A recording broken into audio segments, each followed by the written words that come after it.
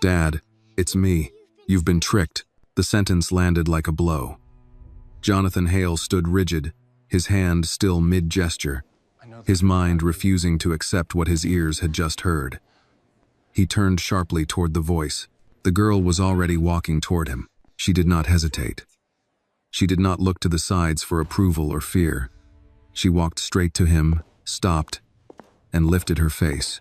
"Dad," she said again, clear and firm. "I'm talking to you."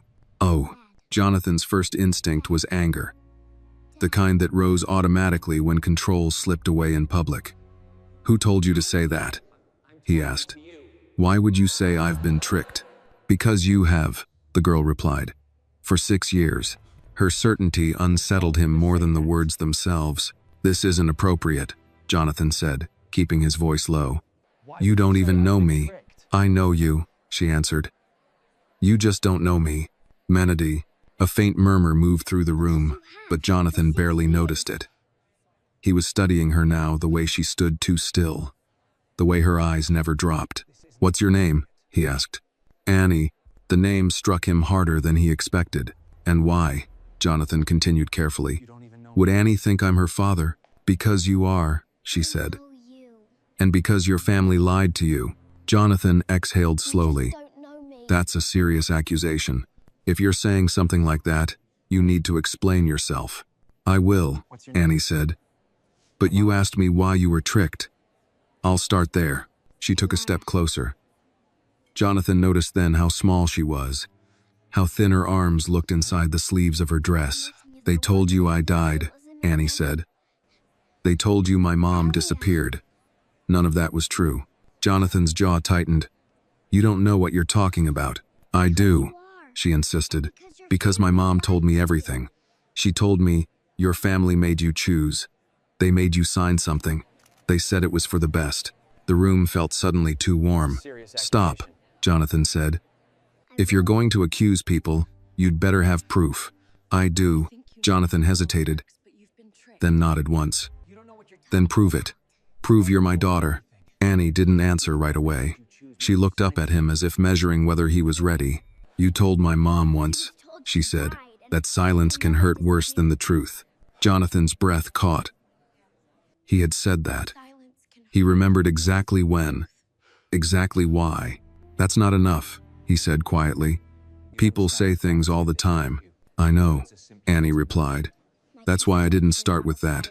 She stepped closer still, close enough now that Jonathan could see a faint scar above her eyebrow. "You used to say," she went on, "that my name should sound like my mother's. You said it would remind you of her every time you said it out loud." Jonathan's heart began to pound. "My mom's name is Annette," Annie said. "You wanted to name me Annie because of her." Jonathan felt a wave of dizziness wash over him. "That's not something anyone would know," he murmured. Annie reached into her small bag and pulled out a folded piece of paper. She held it carefully, as if it mattered. "This is what you signed," she said. Jonathan took the paper with shaking hands. His eyes scanned the page, then stopped. He recognized the format instantly. The legal language, the date, and his signature. He stared at it, unable to speak. "You said you signed it so we'd be safe," Annie said. "You believed them." Jonathan felt the room fade at the edges. "Where did you get this?" he asked. "My mom kept it," Annie said. "She said one day it would matter." Jonathan swallowed hard. "That paper doesn't prove you're my child." "I know," Annie replied. "That's why there's more." She reached into her bag again, and this time pulled out a thin silver chain. It was simple, worn smooth by time. "You said it wasn't special," Annie said, "but you never took it back." Jonathan's hands trembled as he took the necklace. He knew it. He remembered buying it, remembered fastening it around Annette's neck, laughing about how it didn't suit her at all. His knees felt weak. "You told her," Annie continued softly, "that one day you'd give it to your daughter. You said it should stay in the family." Jonathan looked at the girl in front of him, really looked at her. The shape of her eyes, the set of her mouth. Something deep and undeniable shifted inside his chest. "Where is your mother?" he asked, his voice barely audible. "She's alive," Annie said. "But she's tired." And she's afraid. Jonathan closed his eyes. For 6 years, he had lived with a quiet ache, a doubt he never allowed himself to name. Now it rose up, sharp and undeniable. "They told me you were gone," he whispered. "They told me both of you were gone." "They were wrong," Annie said. "Or they lied." Jonathan felt the weight of the years press down on him all at once. Boardrooms, contracts, success built on foundations he had never questioned deeply enough. "You're asking me to believe," he said slowly, "that everything I was told was false." "I'm not asking," Annie replied. "I'm telling you." The room was silent now. Jonathan Hale, a man who had built an empire on certainty, stood before a 6-year-old girl who had just taken it all away. He looked at the paper in his hands, the necklace, then back at Annie. If she was lying, this would end quickly. If she was telling the truth, 6 years of silence had already destroyed too much. "Come here," he said at last. Annie stepped closer, and in that moment, Jonathan realized he was no longer asking whether she was his daughter. He was asking himself how he could ever make up for the time he had lost. Jonathan Hale stood motionless, his eyes moving slowly from the little girl in front of him to the thin silver chain resting in his palm. The chain looked smaller than he remembered. Or perhaps his hands had simply grown heavier over the years, weighted by contracts, signatures, and decisions that never left a visible mark. He let it slip through his fingers once, feeling the cool metal against his skin, and something inside him cracked. "No," he murmured, barely audible even to himself. Annie watched him closely. She did not speak. She had learned, somewhere along the way, that adults needed silence more than reassurance. When the truth finally reached them, Jonathan lowered himself into the chair behind him, as if his legs had forgotten how to stand.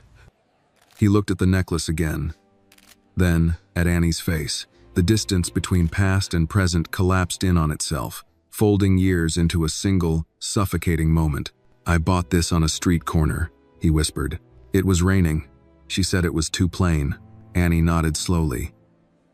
"My mom said you joked that it looked like something a kid would wear." Jonathan let out a breath that trembled. "I told her I'd give it to our daughter one day," he said. "I said it should stay in the family." The word daughter echoed painfully in the space between them. Jonathan lifted his gaze to Annie again. For the first time, he allowed himself to truly look, not as a man defending his reputation, not as a billionaire accustomed to control, but as a father standing at the edge of a truth he had buried alive. The shape of her eyes, the way her mouth tightened when she was nervous, even the way she held herself quiet, guarded, but unbroken. He had seen that posture before, years ago, on a woman standing in his kitchen, holding a future he had been too weak to protect. If this moment touched something in you, if you believe truth matters even when it arrives late, please take a second to like this video, share your thoughts in the comments right where you are watching, and subscribe to the channel for more stories about justice, truth, and the courage to face it. Your support helps these stories reach the people who need them most. "God," he breathed. "They told me you were gone. They said I died," Annie replied calmly, "and that my mom couldn't handle it. We were not." Jonathan closed his eyes. His jaw tightened, muscles flexing as if holding back something dangerous. "They showed me hospital papers," he said. "Doctors, dates, everything looked real." "They were real papers," Annie said. "Just not the real story." Jonathan opened his eyes again and stared at the folded document Annie had given him earlier. His signature stared back at him, confident and decisive, as if the man who had signed it believed he was doing the right thing. "I thought I was protecting you," he said hoarsely. "I thought I was choosing the lesser evil." Annie took a small step closer. "My mom said you were trying to be a good man in a bad place." That hurt more than accusation ever could have. Jonathan ran a hand through his hair, then pressed his fingers against his forehead. The room around them felt unreal now. Distant voices fading into nothing. All he could hear was his own breathing and the steady presence of the child in front of him. "Tell me about your mother," he said quietly. "Please." Annie's expression softened. "She's tired," she said. "But she's strong. She works a lot. She doesn't like asking for help." Jonathan nodded. He could picture her too, clearly bent over sinks, scrubbing floors that would never be hers, carrying dignity like armor. Why didn't she come to me? He asked again, the question raw now. Why didn't she tell me she was alive? Annie hesitated. She was afraid, she said. Not of you, of your family. She said they already proved they could erase people. Jonathan felt a cold weight settle in his chest. I should have fought harder, he whispered. I should have broken that agreement. She said you tried to find us, Annie replied. She said you asked questions, but you didn't know who was lying. Jonathan looked at her sharply. She knows I tried. She watched from far away, Annie said. Sometimes, Ested. The image hit him with brutal clarity. A woman standing at a distance, choosing survival over reunion, watching him move through a life built on absence. A soft knock interrupted the moment. Jonathan did not turn. Sir, his assistant said from the doorway, voice tense. The press is asking what's happening. Jonathan raised a hand without looking back. Give me time. When the door closed again, he leaned forward, resting his elbows on his knees. The necklace dangled from his fingers, swaying slightly, like a pendulum marking lost years. Annie, he said, if you are my daughter, then everything I believed about the last 6 years is wrong. I know, she said. That's why it's hard.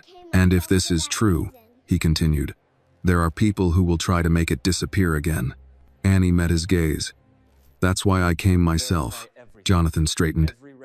In that moment, something shifted, not dramatically, not loudly, but decisively. The man who had spent his life avoiding scandal, avoiding conflict, felt a different instinct take hold. I'm going to verify everything, he said. Every record, every document. We'll do a DNA test. Annie nodded. My mom said you would, and if it's true, Jonathan added, his voice steady now, I'll find her. I won't let anyone hide her again. For the first time, Annie smiled, just a little. She'll be scared, she said. But she'll believe you. Jonathan stood and held out his hand.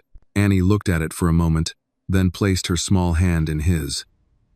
The contact was brief, careful, but it sent a shock through him that no courtroom victory ever had.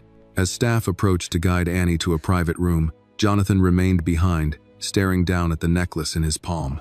6 years. 6 years stolen by silence, dressed up as protection. He closed his fingers around the chain and whispered, more to himself than to anyone else, I won't let them lie again, unquote.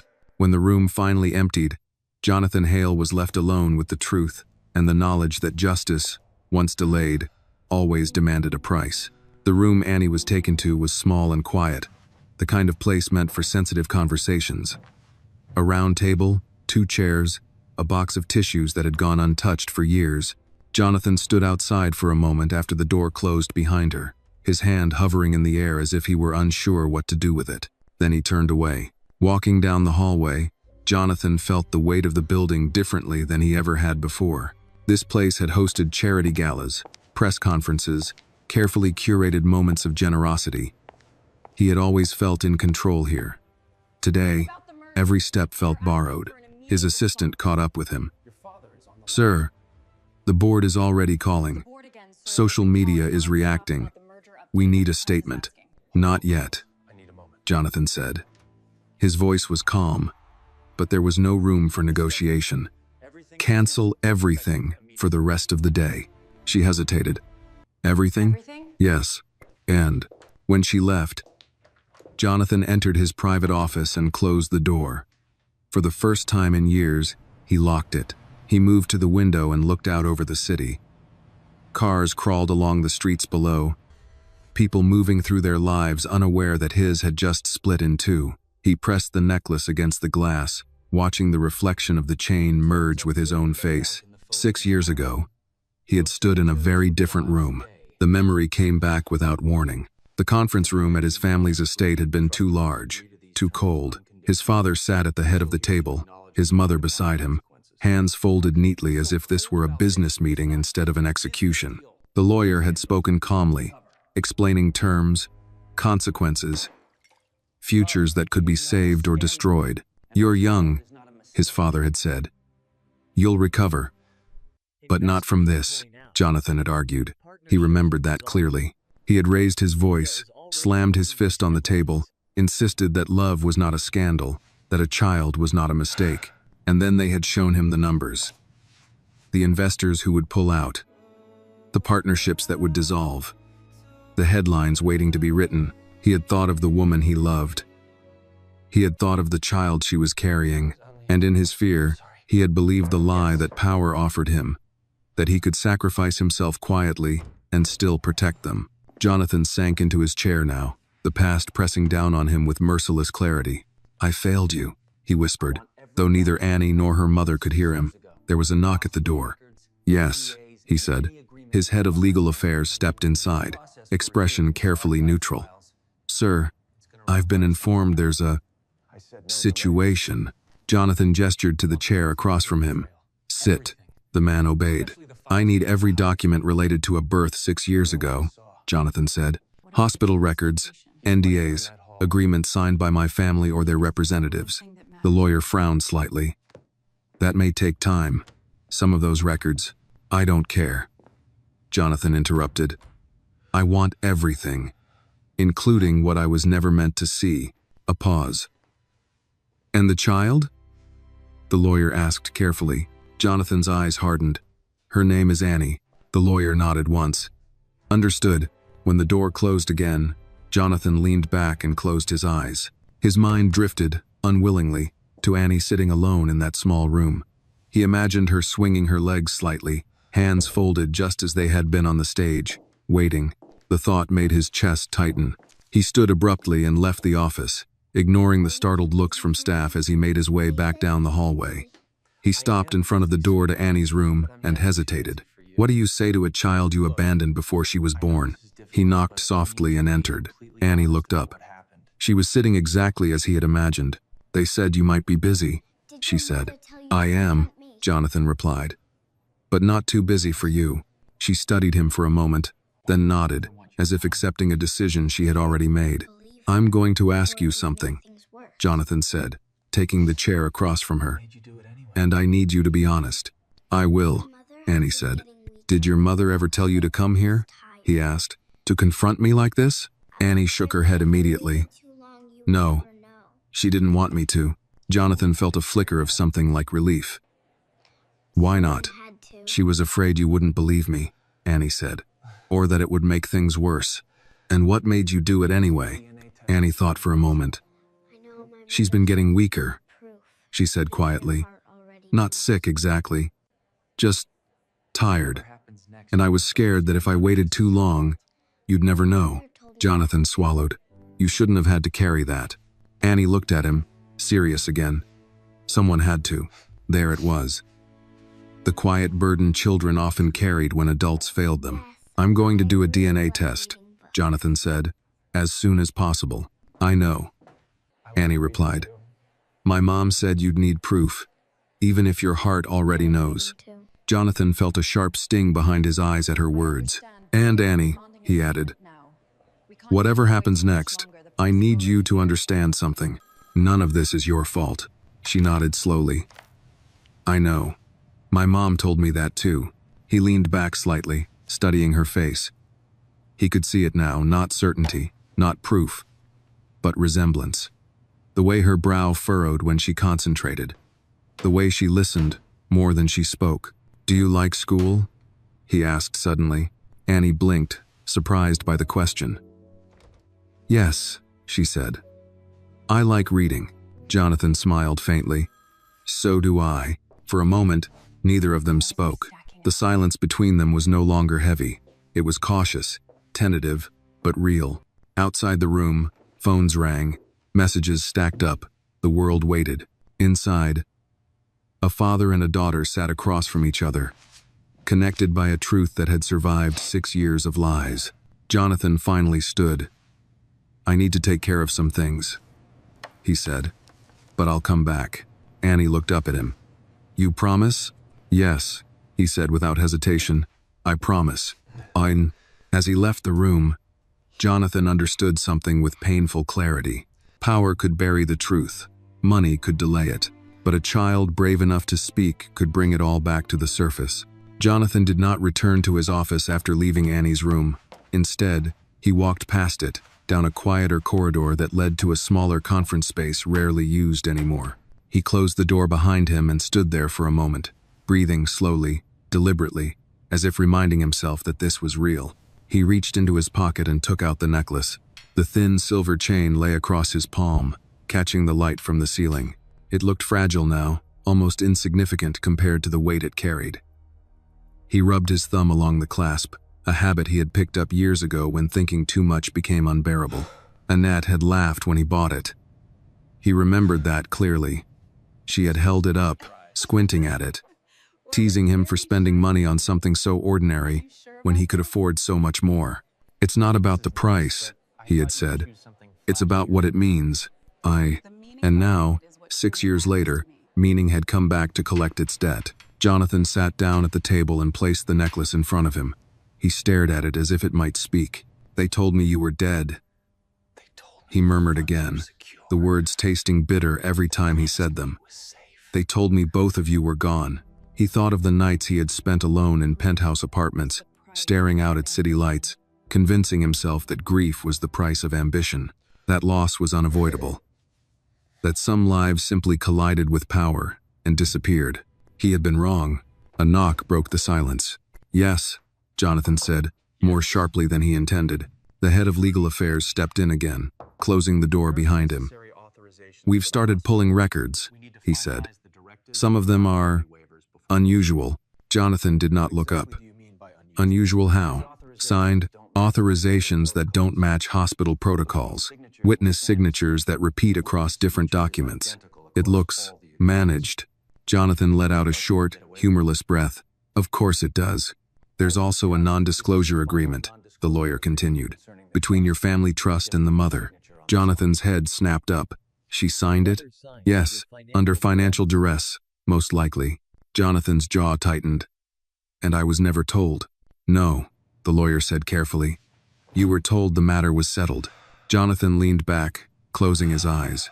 Settled. The word felt obscene now. "Schedule the DNA test," Jonathan said. "Immediately. We can have results expedited," the lawyer replied. "Given who you are." Jonathan opened his eyes. "No," he said firmly. "Given who she is." The lawyer paused, then nodded. "Understood." When he left, Jonathan remained seated, hands flat against the table. For the first time, anger began to burn through the shock, not loud, not explosive, but focused and cold.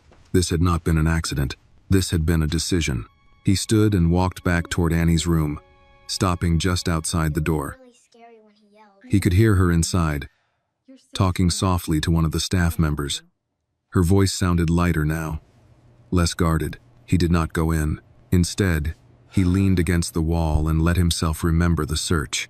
After the funeral that never should have happened, he had asked questions, quiet ones at first, then louder ones.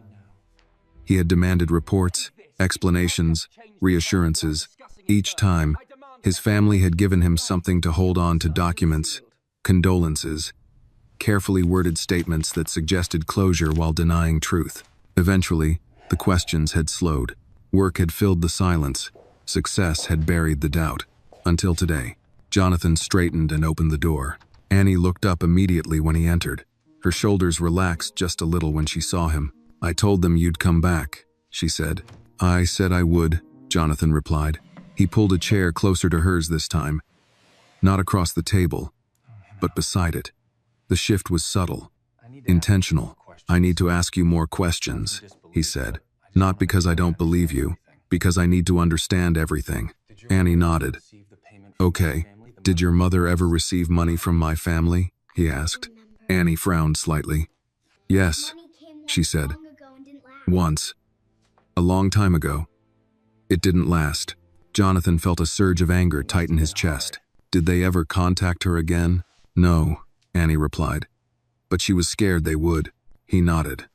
"And you've never told anyone else about me?" Annie shook her head. "Just my mom." Jonathan studied her for a long moment. "That must have been hard." Annie shrugged, but her fingers twisted together. "I didn't want people to think I was making it up." Jonathan felt a familiar ache return, sharper now. He knew what it was like to have truth dismissed because it didn't fit expectations.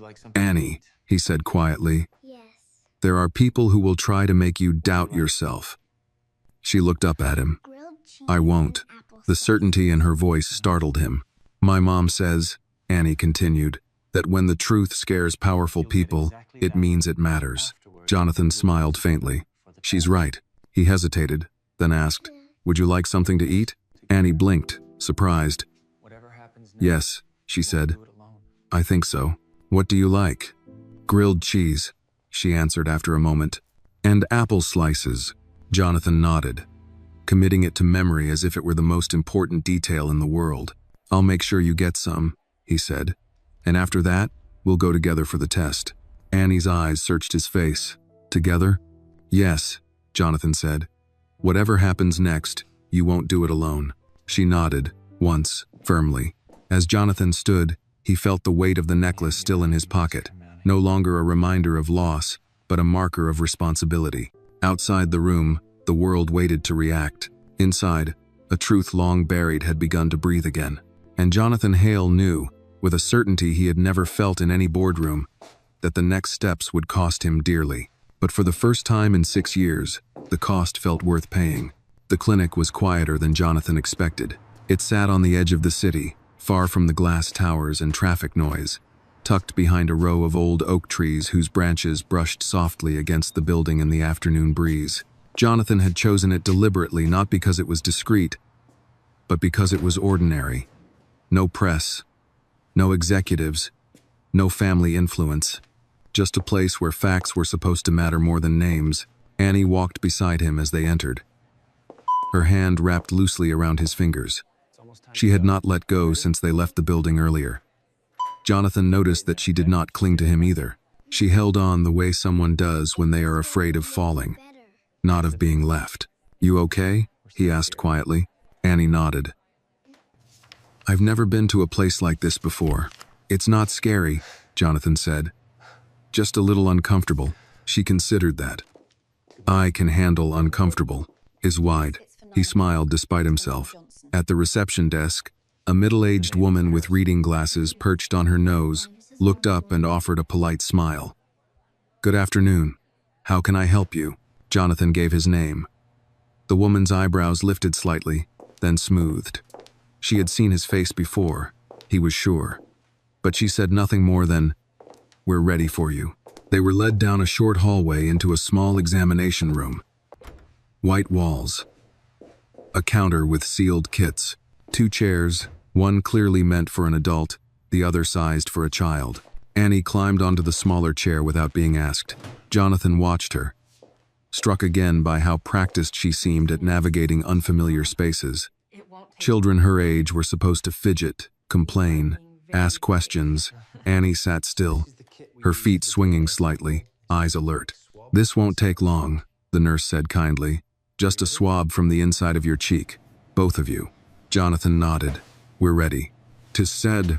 As the nurse prepared the kit, Jonathan found his gaze drifting to Annie's reflection in the small mirror above the sink. For a fleeting moment, he saw not the child in front of him, but the infant he had never held. The baby he had mourned without ever knowing. You can look at me, he said softly to Annie. It might help. She did. Their eyes met, and something passed between them, trust. Fragile and tentative, but real. When it was done, the nurse sealed the samples with careful precision.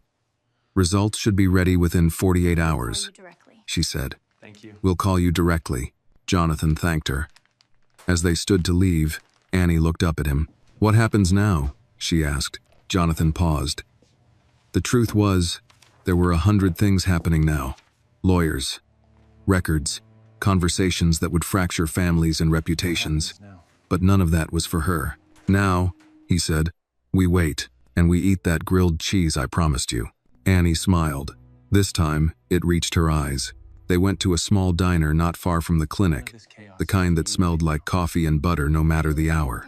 Jonathan ordered for both of them, watching Annie carefully as she ate, the way she folded her napkin, the way she took small, deliberate bites, as if she did not expect the food to last. You don't have to hurry, he said gently. I know, she replied. I just like to be careful. I might take it. Careful. Another word that felt too heavy for a 6-year-old. As she ate, Jonathan's phone buzzed repeatedly on the table. He ignored it. For once, the world could wait. Can I ask you something? Annie said after a moment. Of course.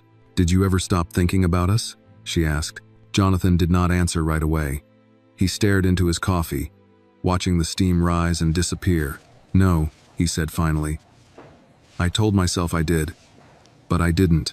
Annie nodded, as if that confirmed something she had already known. My mom says, she said, that people don't forget what they truly love. They just learn how to live with the pain. Jonathan felt his throat tighten. Your mother is very wise. She had to be, Annie said simply. After they finished eating, Jonathan drove them back to the building, this time to a private residence he rarely used. It was quieter there, safer. Annie explored the living room with cautious curiosity, touching the edge of a bookshelf, peering out the window. This place is big, she said. It is, Jonathan agreed. Too big. Sometimes. Does it feel lonely? Annie asked. Jonathan considered the question. It did, he said. It doesn't right now. Annie nodded, satisfied. That evening, after arranging for a trusted caretaker to stay nearby, Jonathan stepped into his study and finally answered his phone. The calls came in waves. Board members, advisors, his mother. He ignored the first few. Then, when the phone rang again, he saw her name and felt a familiar knot form in his stomach. He answered. What is going on? His mother demanded. Do you have any idea what you've done today? Jonathan closed his eyes. I found my daughter. There was a sharp intake of breath on the other end, then silence.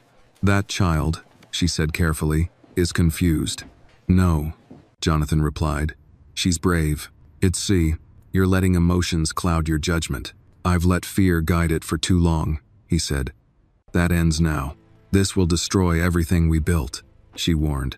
Jonathan looked toward the hallway, where he could hear Annie's soft footsteps as she moved around the room, exploring a world she had never been allowed to enter. Then it deserves to be destroyed, he said quietly. He ended the call.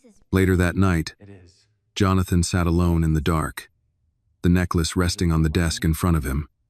He thought of the test results still days away, of the storm that would follow regardless of what they said. But for the first time, uncertainty did not feel paralyzing. It felt honest. In the other room, Annie slept peacefully, unaware of the battles ahead. Jonathan watched the door, keeping silent guard. 6 years ago, he had signed away his right to be a father. Now, he was preparing to earn it back. Jonathan did not sleep. He lay awake in the guest room across the hall from Annie's, staring at the ceiling as the city outside settled into its late-night rhythm. Somewhere below, a siren wailed and faded. The sound reminded him that life went on, indifferent to revelations, unmoved by guilt. Every few minutes, he rose quietly and walked to Annie's door. She slept on her side, one hand tucked under her cheek, her breathing slow and even. The sight of it tightened something deep in his chest. For 6 years, he had imagined a grave, a stone, a finality. Now here she was alive, warm, real, and afraid, even in sleep. Jonathan returned to the living room and sat down heavily on the couch. The necklace lay on the coffee table where he had placed it earlier. He picked it up again, letting the chain slide through his fingers. How did I let them do this? He whispered. The question had no answer, only echoes. At dawn, his phone vibrated softly. He looked at the screen, half expecting the clinic. Instead, it was his head of security. Sir, the man said when Jonathan answered, voice low and urgent. Your family is aware Annie is with you. Jonathan closed his eyes. How? Staff. Someone talked. They're asking to see you. No, Jonathan said immediately. They don't come here. Understood, the man replied. But they won't stop. Jonathan ended the call and sat still for a moment, absorbing the truth of it. The silence he had once accepted as protection had been a weapon. Now that it was broken, the consequences would come quickly. Annie appeared in the doorway, rubbing her eyes. Are you mad? She asked softly. Jonathan stood at once. No, he said. Why would you think that? You were talking, she replied. Sometimes grown-ups only talk to themselves when they're upset. He knelt in front of her, bringing himself level with her eyes. I'm not mad at you, he said. I'm mad at myself. Teppity's so. Annie considered this. My mom says being mad at yourself means you still care. Jonathan nodded. She's right. They had breakfast together, toast, fruit, and milk. Simple things. Jonathan noticed Annie eat more slowly today, watching him between bites, as if checking whether he was still there. Are you going to send me away? She asked suddenly. The question hit him like a physical blow. No, he said at once. Why would you think that? People usually do, Annie replied. When things get complicated. Jonathan reached across the table and gently touched her hand. She froze for a fraction of a second, then relaxed. I won't, he said. Not now. Not ever. She nodded, accepting the promise the way a child accepts gravity, not because it is guaranteed, but because it is necessary. Later that morning, Jonathan made the calls he had avoided for years. Hospitals, lawyers, old contacts who had once answered only to his family.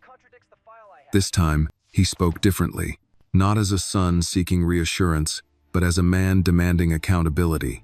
Patterns began to emerge. Records altered. Timelines adjusted. Witnesses who remembered things differently when pressed. By noon, the truth was no longer a suspicion. It was a structure, ugly, deliberate, carefully maintained. Jonathan returned to the living room where Annie sat coloring at the table. She had chosen a blue crayon and was drawing something with careful focus. What is it? He asked. Our house, Annie replied without looking up. The one we don't have yet. Jonathan swallowed. It's beautiful, he said. Even though it was only lines and shapes, she looked up at him. Are you going to be okay? The question startled him. Adults were not usually asked such things by children. I don't know, he admitted, but I'll try. Annie nodded.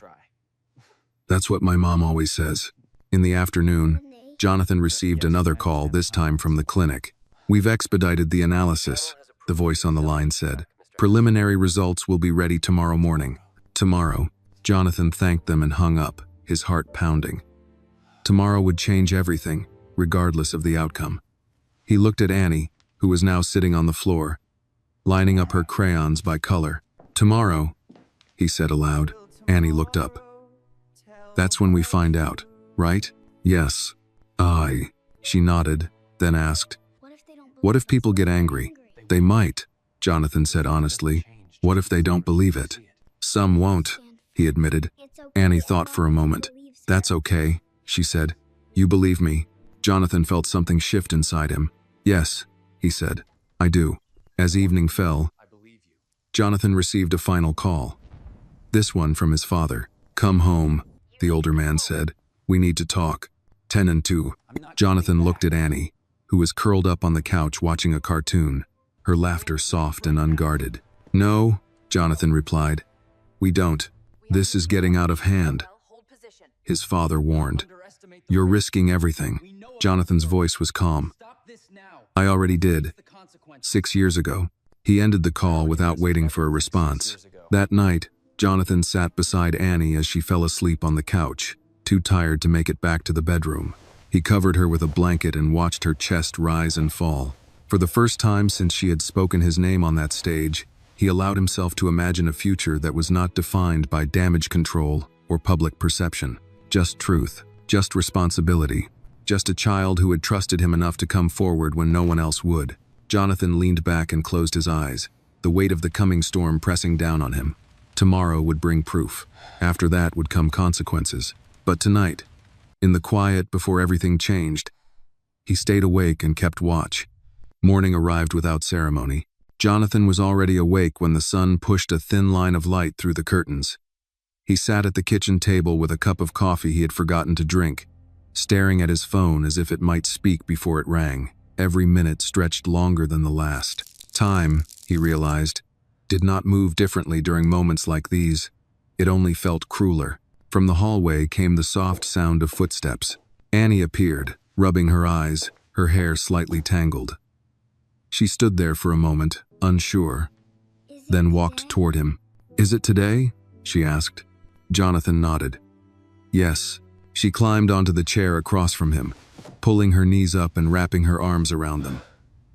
For a child waiting on the answer to a question that could rewrite her life, she was unnervingly calm. You don't have to be brave all the time, Jonathan said gently. Annie looked at him. I know, but it helps. I was great. Before he could respond, the phone rang. Jonathan froze. His fingers hovered over the screen for half a second too long before he answered. Yes, he said. The voice on the other end was professional, measured. Jonathan listened without interrupting, his grip tightening around the phone as each word landed. Confirmed. Match. No ambiguity. He closed his eyes. Thank you, he said when it was over. His voice barely steady enough to pass as calm. He ended the call and set the phone down slowly, as if sudden movement might shatter something fragile in the air. Annie watched him closely. You're holding your breath, she said. Jonathan exhaled, a long, uneven breath that felt like it had been trapped in his chest for 6 years. It's true, he said. You're my daughter. Annie did not smile. She did not cry. She simply nodded once, as if a final piece had clicked into place. I knew, she said. Jonathan stood abruptly and turned away, pressing his hands against the counter. The weight of the moment crashed over him in waves, relief, guilt, rage, love, all colliding without order or mercy. I should have protected you, he said, his voice breaking despite his effort to control it. I should have been there. Annie slid off her chair and walked over to him. She stopped just short of touching him. My mom says, she said quietly, that you can't fix yesterday, only today. It is dental. Jonathan turned back to her, eyes red. She's right. The phone rang again almost immediately. This time, Jonathan did not hesitate. The calls came quickly after that. Lawyers confirming what he already knew. Advisors warning him about exposure. Board members urging caution, discretion, delay.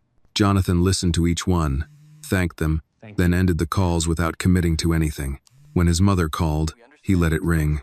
Annie watched him set the phone face down. Is she mad? Yes, Jonathan replied. Annie considered this. Will she stop being mad? I don't know, he said honestly. But I can't let that decide what's right. There was a knock at the door. Jonathan stiffened instinctively, then relaxed when his head of security stepped inside. Sir, the man said, your family's legal team is requesting an immediate meeting. Jonathan shook his head. Not today. They're insisting. Let them insist, Jonathan said. Today is for my daughter. Annie looked up at him. I like how that sounds. Jonathan smiled faintly. Me too. He knelt in front of her. There's something important we need to do next, he said. We need to find your mother. Annie's expression changed instantly. The calm cracked, just slightly, revealing worry underneath. She'll be scared, Annie said. She won't believe it's safe. Jonathan nodded. Then we'll show her. They spent the rest of the morning planning quietly. Jonathan made calls to locate an address Annie remembered only vaguely. Each detail mattered now, every bus stop, every job, every place where someone might disappear without leaving a trace. By afternoon, they had a lead. Jonathan drove himself. No driver, no convoy. Just the two of them in a quiet car moving through streets that grew less polished with every mile. Do you come here often? Annie asked as the buildings changed. No, Jonathan admitted. My mom does, Annie said. People here don't ask many questions. Jonathan felt the familiar burn of shame rise again. They stopped in front of a small apartment building, its paint peeling, its steps worn smooth by years of use. Annie hesitated before opening the door. What if she says no? She asked softly. Jonathan crouched beside her. Then we wait. We don't force anything. Annie nodded and pushed the door open. They climbed the stairs slowly. On the 3rd floor, Annie stopped and pointed. That one, Deji Self. Jonathan knocked. There was a long pause, then the sound of movement. The door opened just a crack. Annette's eyes widened when she saw Annie. Then they shifted to Jonathan. Shock, fear, recognition. You shouldn't be here, she said immediately, her voice low and strained. I know, Jonathan replied. But we need to talk. Annette shook her head. It's too late. No, Jonathan said. It's 6 years late. Silence stretched between them. Annie stepped forward and took her mother's hand. It's okay, Annie said. He knows now. Annette's gaze flicked back to Jonathan. You did a test? Jonathan nodded. She's my daughter. Annette closed her eyes, her shoulders sagging as if something she had been holding up for years had finally been set down. They promised me you'd never know, she whispered. Jonathan felt the weight of her words settle heavily between them. They lied, he said. Annette opened the door wider. Inside the small apartment, sunlight filtered through thin curtains. It was modest, clean, lived in.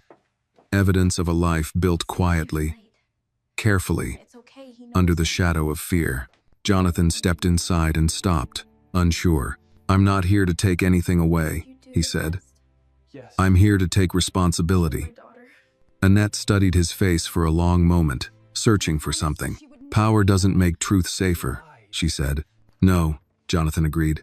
But I won't use it to hide anymore. Annie stood between them, holding both their hands now. For the first time, the three of them were in the same room, not as a secret, not as a mistake, but as a family broken by lies and standing, finally, in the open. The apartment smelled faintly of soap and cooked rice, a comforting scent that spoke of routine rather than comfort. Jonathan stood just inside the doorway, aware of how much space he occupied, how his presence changed the air in the room. Annette closed the door behind them slowly, as if sealing off the past with a careful hand. Annie let go of Jonathan first and moved toward the small couch by the window. She sat down quietly, folding her hands in her lap, eyes flicking between her parents. This was not a reunion she needed to narrate. She had already done the hardest part by bringing them together. Annette remained standing, arms crossed, her posture defensive but tired. Up close, Jonathan could see the lines at the corners of her eyes, the faint tension in her jaw. She looked thinner than he remembered, but there was a steadiness in her gaze that had not been there before. You shouldn't have come yourself, Annette said at last. They won't like this. Jonathan nodded. I didn't come as their son. That's easy to say now, she replied. You have power now. Jonathan felt the accusation land, sharp but fair. I didn't have enough when it mattered, he said. I know that. Annette laughed softly, without humor. They told me you agreed, that you understood why this had to happen. I was told you would be protected, Jonathan said, that Annie would be safe. Annette's eyes flashed. Safe? She repeated. They gave me money once, and a paper that said I wasn't allowed to speak. Then they disappeared. Jonathan looked down at his hands. I didn't know. I know, she said quietly. That's what made it worse. The silence stretched. Outside, a car passed, music muffled through closed windows. Life, unbothered. Jonathan took a step forward, then stopped. I'm not here to rewrite what happened, he said. I can't. I'm here to ask what you need now. Annette studied him carefully. And if what I need costs you. Jonathan met her gaze. Then I pay it. She exhaled slowly, the tension in her shoulders easing just a fraction. They'll come after me, she said. They always do. They won't, Jonathan replied. Not without going through me. Annette shook her head. You don't know how they work. I do, Jonathan said. I grew up inside it. That earned a pause. Annie shifted on the couch. Mom, she said softly. You said he would listen if he knew. Yes. Annette turned to her daughter, her expression softening immediately. She walked over and knelt in front of her, brushing a curl away from Annie's forehead. I said he might, she corrected gently. Jonathan watched the exchange, feeling both like an intruder and an essential piece all at once. I listened, he said, and I'm still here. Annette stood again, her gaze returning to him. What happens now? She asked. Jonathan took a breath. Now, we slow down. No press. No announcements. I'll handle my family. You focus on Annie. And you? Annette asked. Jonathan hesitated. I focus on being present. Annie looked up. Does that mean you'll come back? Yes, Jonathan said without hesitation. If you'll let me. Annette searched his face for a long moment. Whatever she was looking for, She seemed to find enough of it.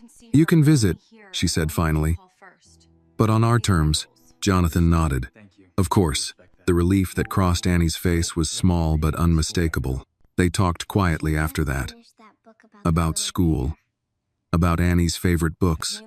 About the places Annette worked and the neighbors who watched out for each other. Jonathan listened more than he spoke, absorbing a life that had existed without him, shaped by absence but not defined by it. As evening approached, Jonathan stood to leave. He did not want to overstay, did not want to turn this fragile beginning into another intrusion. I'll come back tomorrow, he said. Annette nodded. We'll be here. At the door, Jonathan paused. Annette, he said. I'm sorry. She looked at him steadily. I know, she said. Just don't make me say it again. He nodded once and left. In the car, Jonathan sat for a long moment before starting the engine. His phone buzzed with messages he still hadn't answered. They could wait. For the first time, he knew where he was going. Jonathan returned the next morning alone. He parked across the street this time, sitting in the car longer than necessary, watching the front of the apartment building as if it might reject him outright. The place looked different in daylight, less hidden, more exposed. He wondered how many times Annette had looked out these same windows, calculating risk, weighing silence against survival. When he finally stepped out of the car, he carried nothing but himself. No assistance, no security, just a paper bag from a nearby bakery, the top folded down carefully. Annie opened the door before he could knock. You came, she said, a quiet certainty in her voice. I said I would, Jonathan replied. She stepped aside to let him in. Annette stood near the kitchen, arms crossed again, though her posture was less rigid than the night before. You didn't bring an audience, she said. Jonathan held up the bag. Just breakfast. That earned a small pause. Annette nodded toward the table. Put it there. They ate together in near silence. Annie broke off pieces of her pastry and lined them neatly on her napkin before eating them one by one. Jonathan noticed the habit and wondered what it said about a childhood shaped by caution. After breakfast, Annette poured coffee into a chipped mug and leaned against the counter. You said you'd handle your family, she said. What does that mean? Exactly. Jonathan met her gaze. It means they don't get to decide what happens next. Ndabiut. And if they don't accept that, they'll have to learn, he replied. Annette let out a slow breath. They're not used to being told no. I know, Jonathan said. Neither was I. The honesty surprised both of them. Annie looked up from her coloring book. Are they mad? She asked. Yes, Jonathan answered. Very. Annie nodded, as if that settled something. My mom says mad people sometimes tell the truth by accident. Jonathan smiled faintly. She's wise. The phone in his pocket vibrated. Jonathan ignored it. Annette noticed. That won't stop, she said. No, Jonathan agreed. But it can wait. They spent the morning quietly. Annie showed him her school books, her careful handwriting, the way she underlined words she wanted to remember. Jonathan listened as she read aloud, her voice steady, her confidence growing with each sentence. You're good at this, he said. Annie shrugged. Reading doesn't yell at you. Jonathan felt a familiar tightening in his chest. He recognized the instinct to find safety in something that could not hurt you. At midday, his phone vibrated again. This time, he stepped into the hallway to answer. What are you thinking? His father demanded the moment the line connected. You've humiliated us. Jonathan closed his eyes. You humiliated yourselves. This is bigger than you, his father said. You're risking the company. I'm protecting my child. A sharp laugh. That girl. Don't. Jonathan cut in. His voice was calm, but there was steel beneath it now. If you say another word about her, this conversation is over. Silence followed. You signed the agreement, his father said finally. Yes, Jonathan replied. Under pressure. And it doesn't erase blood. You think the public will forgive this? Jonathan looked back toward the apartment, where Annie's laughter floated softly through the open door. I'm not asking them to. He ended the call. When he returned inside, Annette was watching him closely. That was them, she said. Yes. And? Jonathan took a breath. They won't stop. Not right away. Annette nodded. I didn't expect them to. Annie stood up and walked over to him. Are we in trouble? Jonathan crouched to meet her eye level. No, he said firmly. We're in the middle of something important. Annie considered this. Important things are usually scary, she said. Yes, Jonathan replied, but they're worth it. End quote. In the afternoon, Jonathan made arrangements quietly. Legal protections, temporary housing options, should Annette want them, counseling resources, schools Annie could attend without being uprooted. He did not present them as solutions. He presented them as choices. Annette listened, asked questions, pushed back when something felt wrong. Jonathan accepted it without argument. This was not a negotiation to win. As evening approached, Annette stood at the window, looking out at the street. They'll try to spin this, she said. Make it look like charity. Or confusion. I won't let them, Jonathan said. And if they do? Jonathan's answer came without hesitation. Then I'll tell the truth louder. She turned to him. That will cost you. I know. Annie climbed onto the couch and curled up with a book. Jonathan watched her for a moment, then spoke quietly. I won't move her. I won't change her life without your consent. Annette studied him, searching for old patterns, old weakness. You've changed, she said. Jonathan nodded. I had to. That night, as he prepared to leave again, Annie walked him to the door. You're coming back tomorrow too? She asked. Yes, Jonathan said. And the day after that? She nodded, satisfied. As Jonathan stepped into the hallway, he paused. Annie, he said. She looked up. I'm proud of you. She smiled, not small this time, but wide and unguarded. In the car, Jonathan sat with his hands on the steering wheel, feeling the familiar pull of responsibility take on a new shape. This was not about fixing the past. It was about standing still long enough to let the truth catch up. Behind him, in a modest apartment that had survived years of fear, a child slept, knowing her father was no longer a secret. And for the first time, Jonathan Hale understood that power meant nothing if it could not protect the smallest voice in the room. The pressure did not arrive all at once.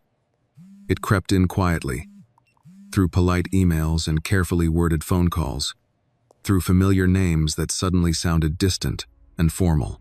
Jonathan felt it the moment he walked into his office the following morning. People avoided his eyes. He closed the door behind him and stood there for a moment, grounding himself. The city stretched out beyond the windows, unchanged, indifferent. For years, this view had steadied him. Today, it felt like a reminder of how high he could fall. His assistant followed him in, tablet pressed against her chest.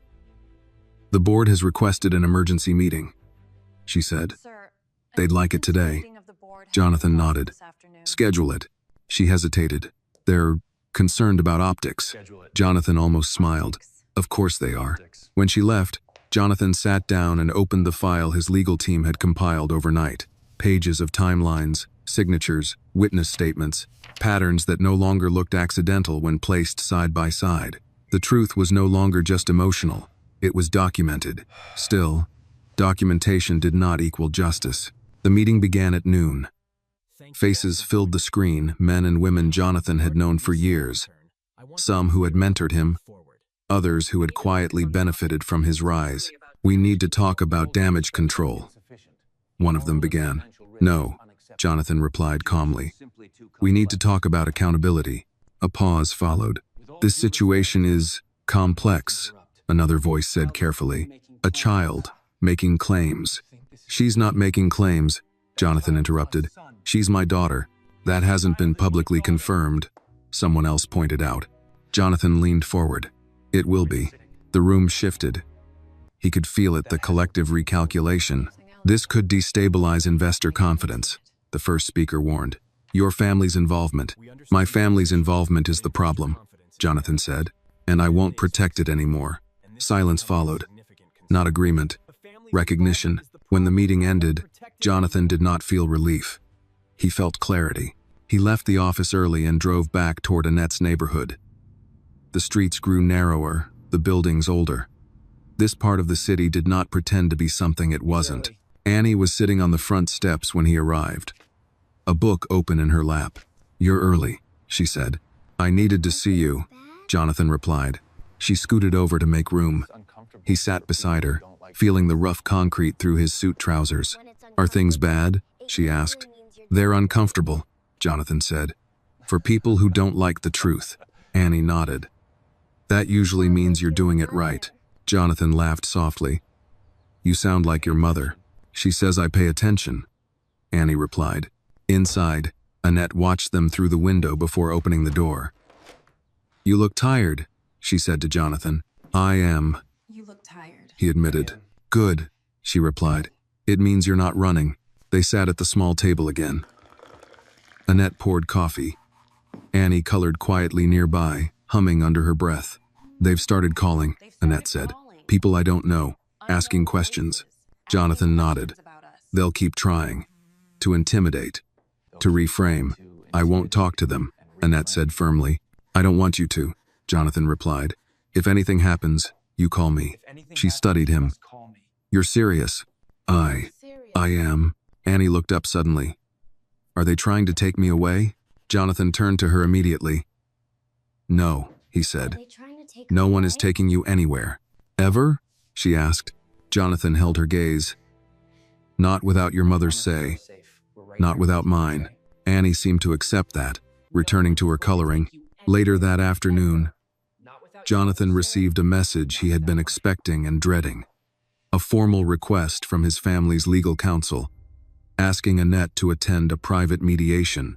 Annette read it twice, then set the phone down. They want me alone. "They want me alone." Jonathan shook his head. "You don't go. They'll say I'm unreasonable," she said. "Let them," Jonathan replied. "Reasonableness has been their weapon." Annette exhaled slowly. "You know this won't end quietly." "I know," Jonathan said. "That's why it needs to be honest." That evening, Jonathan stayed longer than usual. He helped Annie with her homework, listening as she sounded out words, correcting herself when she stumbled. The patience in her voice surprised him. "You don't get frustrated," he observed. Annie shrugged. "Getting mad doesn't help the word read itself." Jonathan smiled. Another small lesson, offered without knowing. As the sky darkened, Jonathan prepared to leave. At the door, Annie hesitated. "Are you scared?" she asked. Jonathan considered the question. "Yes," he said, "but not of losing things anymore." Annie nodded. "My mom says when you stop being afraid of losing things, you start protecting people." Jonathan felt the truth of it settle deep in his chest. On the drive home, his phone buzzed with a message from his mother. A single sentence, "You're tearing this family apart." Jonathan did not reply. Instead, he thought of Annie on the steps, of Annette at the table, of a life that had survived without him and still made room for him. The next day would bring escalation, statements, leaks, pressure, but tonight he let himself hold on to something quieter and stronger than reputation. Resolve. The leak came the next morning. Jonathan knew it the moment his phone began to vibrate before sunrise, the screen lighting up again and again with messages he did not open. He lay still for a few seconds, listening to the city outside his window, feeling the familiar tightening in his chest. This was the part his family had always been good at, moving first, quietly, forcing everyone else to react. By the time he arrived at his office, it was already everywhere. Speculation framed as concern, sympathy carefully balanced with doubt, anonymous sources close to the family suggesting confusion, misinterpretation, emotional instability. The language was clean, professional, and deeply calculated. Jonathan read it all without expression. They weren't denying Annie existed. That would have been too easy to disprove. Instead, they questioned context, motive, timing. They planted just enough uncertainty to make the truth feel negotiable. His assistant hovered at the door. "They're requesting another board call," she said. "Immediately," Jonathan nodded. "Set it up." The faces appeared on the screen once more guarded now, more distant. "You've lost control of the narrative," one of them said. "I never had it," Jonathan replied. "I just stopped letting you borrow it. This is becoming a reputational risk," another warned. "Your family's name is tied to this company whether you like it or not." Jonathan leaned forward. "Not anymore. Ideas." That got their attention. "What are you saying?" Someone asked. I'm saying the truth isn't a strategy, Jonathan said. It's a line. I've chosen which side I'm on. Silence followed. This time, it wasn't calculated. It was unsettled. After the call, Jonathan did not stay to argue. He gathered the documents he needed, shut down his computer, and left. There were battles ahead, but none of them required him to sit in that room. He drove straight to Annette's apartment. She answered the door with a tight expression, phone in hand. They've started calling my job, she said. Not threatening, just asking. Jonathan nodded. That's how they test boundaries. Annie sat at the table, drawing quietly, but her eyes flicked up the moment he entered. They're being mean, she said. Yes, Jonathan replied. They are. Is it because of me? She asked. Jonathan crossed the room and knelt in front of her. No, he said firmly. It's because of what they did. You're just the reason they can't hide anymore. Annie studied his face. So, I didn't break anything? No, Jonathan said. You revealed it. That seemed to settle something in her. Annette folded her arms. They want to meet, she said. All of us. Mediation. Behind closed doors. Jonathan shook his head. That's not mediation. That's containment. And if we refuse? Annette asked. Then they escalate, Jonathan replied. Publicly. Annette looked toward Annie, then back at Jonathan. I won't let them paint her as a problem. Neither will I, Jonathan said. That's why we don't go quietly. He reached into his bag and pulled out a folder, placing it on the table. These are the documents, he said. The agreement, the hospital records, the inconsistencies. Annette opened it slowly, flipping through the pages. Her hands trembled slightly, but she did not stop. They built this to protect themselves, Jonathan continued. But it also proves intent. Annette looked up. You're going to expose them. Yes, that will destroy your relationship with them, she said. Jonathan did not hesitate. They destroyed it first. Annie stood and walked over, resting her hand on the edge of the table. Does this mean people will talk about us on TV? Yes, Jonathan admitted. Annie frowned. I don't like that. I know, he said gently. We'll protect you as much as we can. How? She asked. By telling the truth once, Jonathan replied. So it doesn't have to be explained 1,000 times. That afternoon, Jonathan met with an independent attorney, one with no ties to his family. They spoke plainly about consequences, about retaliation, about how power rarely surrendered without trying to take something with it. Jonathan listened, then nodded. Proceed. When he returned to the apartment, Annie was curled up on the couch beside Annette, half asleep. Jonathan watched them for a moment before speaking. They're going to make this ugly, he said quietly. Annette met his gaze. It's been ugly for 6 years, Jonathan exhaled. I'm going to issue a statement. Not defensive, not emotional, just factual. Annette nodded. That's all I ever wanted. As evening fell, Jonathan typed the words himself. No consultants, no filters. I was misled. My daughter was hidden from me. That ends now. He read it once, then sent it. The reaction was immediate. Support, outrage, denial, praise, threats. Jonathan turned off his phone. He sat with Annette and Annie as the sky darkened, the room lit by a single lamp. Annie leaned against him without asking, her head resting lightly against his arm. You're shaking, she observed. Jonathan smiled faintly. A little. That's okay, Annie said. It means you're doing something hard. He closed his eyes briefly, letting her words steady him. Outside, the world reacted. Inside, something fragile but real held its ground. For the first time since this began, Jonathan understood that the fight ahead was not about clearing his name. It was about refusing to let a child be erased again.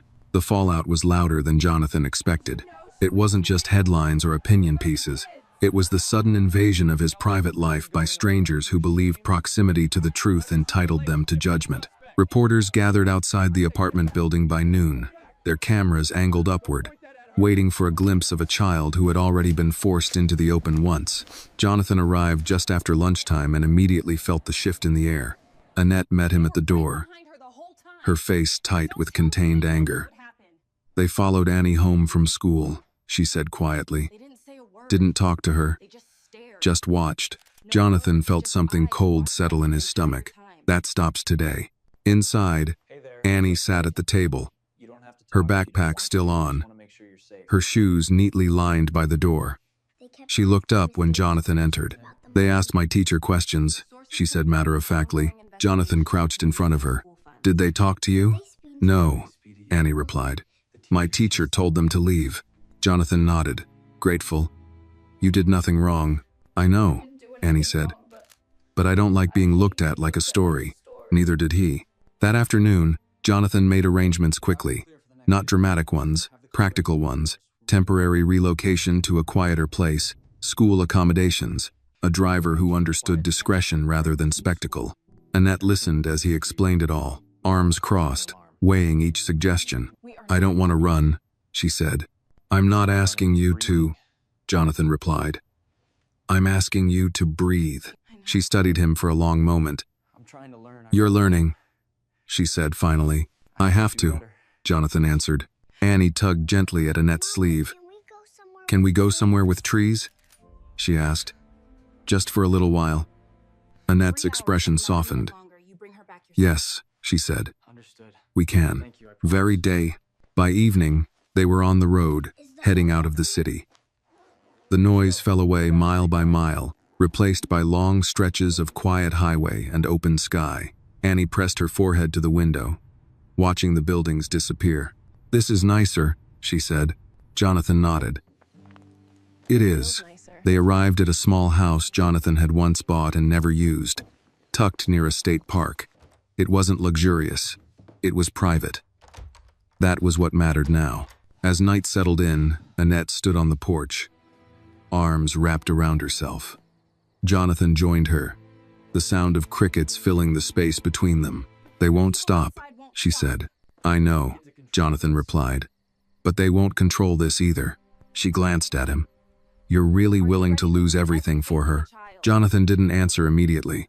He thought of boardrooms, of influence, of the carefully constructed life he had built.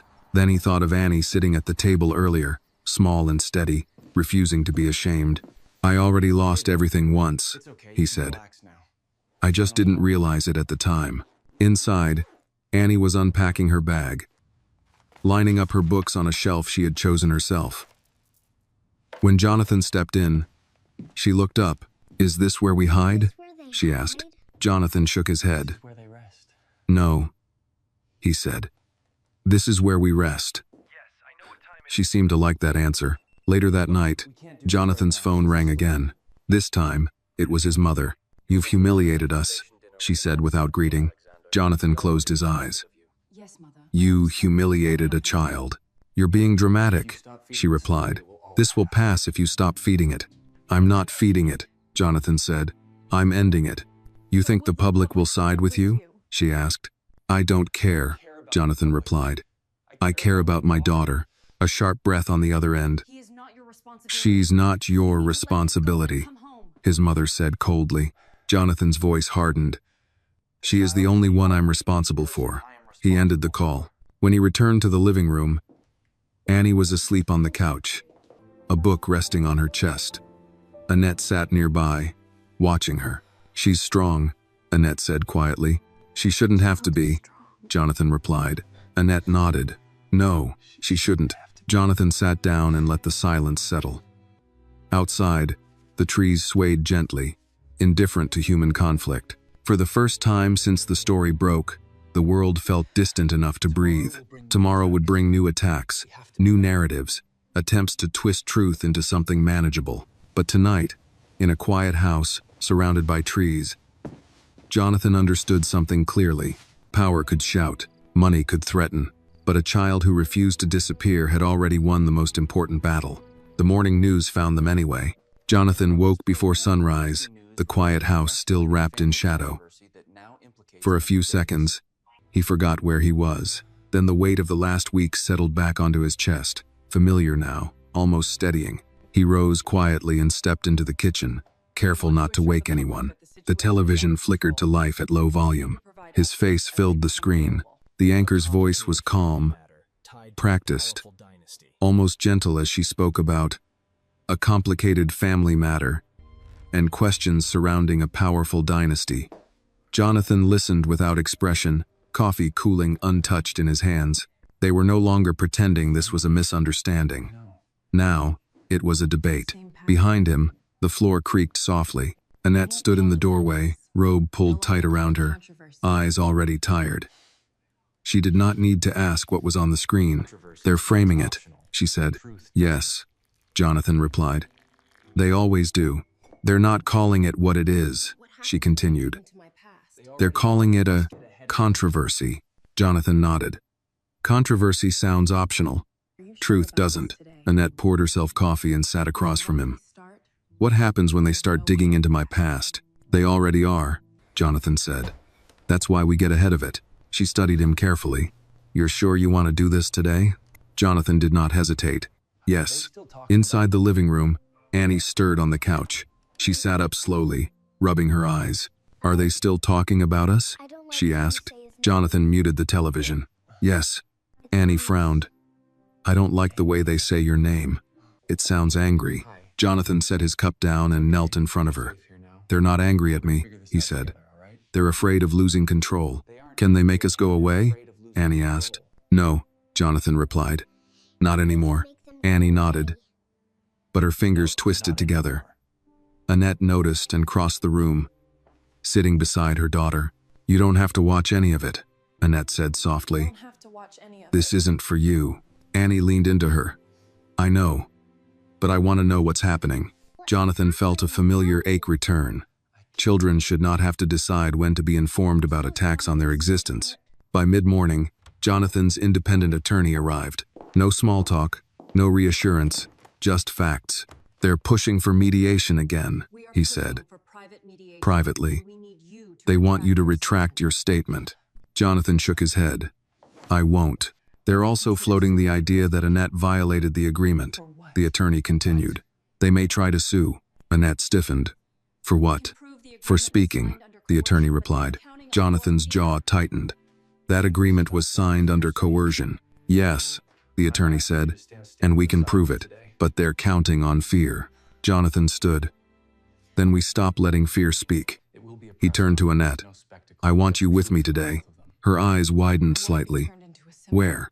A press conference, Jonathan said. Not a spectacle, just the truth, from both of us. Annette hesitated. Years of survival had taught her that visibility came with cost. I won't let them turn me into a symbol, she said quietly. Or her. They won't, Jonathan replied. You'll speak only what you choose, and if at any moment you want to stop, we stop. Annette looked at Annie. I'll stay here, Annie said quickly. With the trees, Annette knelt and held her daughter's face. We'll be back, she promised. Annie searched her mother's eyes, then Jonathan's. Tell the truth, she said. The real one. Jonathan nodded. That's the only one we have. The drive back into the city felt heavier than the first time. News vans lined the street outside the building where the conference would be held. Jonathan parked away from the cameras, taking Annette's hand before they stepped out. You don't owe them anything, he said. I know, Annette replied. I owe her. Inside, the room buzzed with restrained anticipation. Microphones, notepads, faces already forming judgments. Jonathan stepped forward first. I'm not here to defend myself, he began. I'm here to correct the record. The room stilled. 6 years ago, I was pressured into signing an agreement that separated me from my child. I was told it was necessary. I was lied to. A murmur rippled through the room. Annette stepped forward then, her voice steady despite the attention. I didn't disappear, she said. I was pushed out. I was told silence was the price of survival. Jonathan watched the room shift. This was not a narrative they could easily dismiss. My daughter is not a scandal, Annette continued. She is a person. AT2310 today. Jonathan finished it. And she is my responsibility. Questions followed. Some sharp, some careful. Jonathan answered what he could. Annette answered what she chose. When it was over, they left together, shoulders squared, the noise behind them growing louder as the story escaped into the world. Back at the house near the trees, Annie waited on the porch. "Did you do it?" she asked. Jonathan nodded. "We did. Did you tell them about me?" Annie pressed. "We told them you exist," Annette replied. "Nothing more than that." Annie seemed to consider this. Then she smiled. "Good." That night, Jonathan sat alone on the porch long after Annette and Annie had gone inside. The air was cool, the sky wide and dark above him. The worst of it was coming.